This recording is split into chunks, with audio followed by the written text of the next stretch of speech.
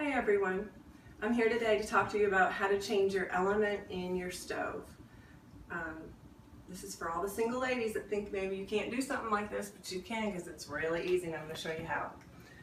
First of all, you want to make sure your oven is off. It's obvious.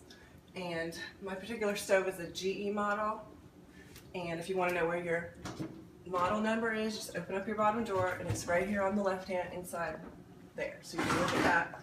And you can order it online. I'm going to put all the links in the video to my website, my Facebook page, and my YouTube channel, and where I bought it and all those things.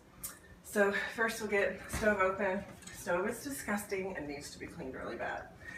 I could tell right away that this was broken. It was actually a little bump was here, and you barely touched it, and it broke. So I could tell something was wrong in that particular spot, but you might have to feel around, look around when your oven's cool and see if you can identify the problem. Okay, so now I'm going to pull this out, which is pretty easy. And I'm going to be taking the back panel off. Grab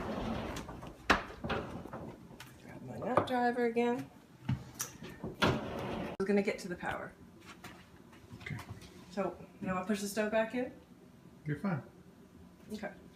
So before I get messing with any of the nuts and removing them, I need to do the power. We wouldn't want to have any accidents, so just give that a good heave-ho. It might be kind of hard, but you can do it. There we go. All right, and now I've already removed 4 screws for you. The screws are in place here, here, here, here, and at the bottom. So I've taken 4 out, and I'm just going to take this one off now. Once you get a couple turns, you can do it with your fingers, and then you'll notice these little wheels here. We're just going to slide it out and set that off to the side for a minute.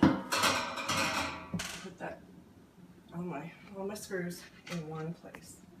Okay, so then down here, so now that we have the back panel off, we're going to be removing, you'll see the wiring comes down into these 2 gadgets here. Now this is the element inside where it's attached, and I'm just going to hold that firmly with my finger, grab this, and it's going to come off and look like that. Okay, same thing on this side. That one came out pretty easy. Okay, so then we're going to, now we know it's not attached, so when we push this back, I go around, take the element out, it's going to come out quite easily.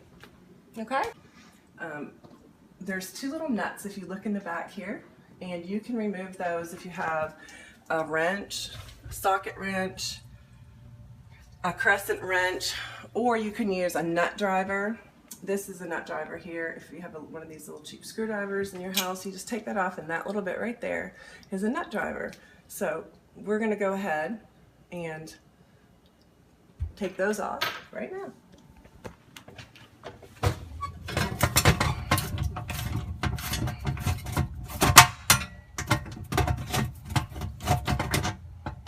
Really good. Just try to do little things like this yourself if you're a single person, and put that where somewhere where it isn't going to fall and roll away. The best spot to keep it is actually just in your oven right there, so it doesn't go flying somewhere.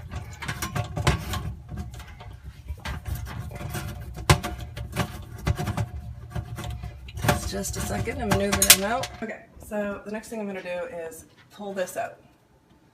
Again, keeping in mind that I have to lift up on this one because this is, just feel it. You can feel what you're doing and see how it's angled. So we've taken that one out. And we are going to take our new one.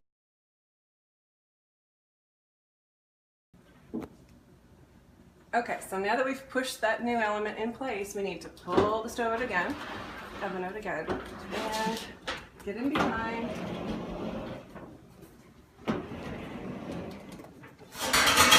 And hook it back up, just like this. Again, make sure that's secured in there all the way on both sides.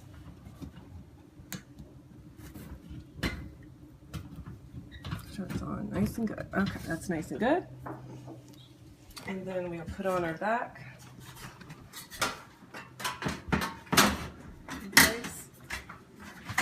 And we'll secure all of our 5 screws and we'll plug it back in, push the stove back in, and you should be good to go, and then test everything before you put pizza in.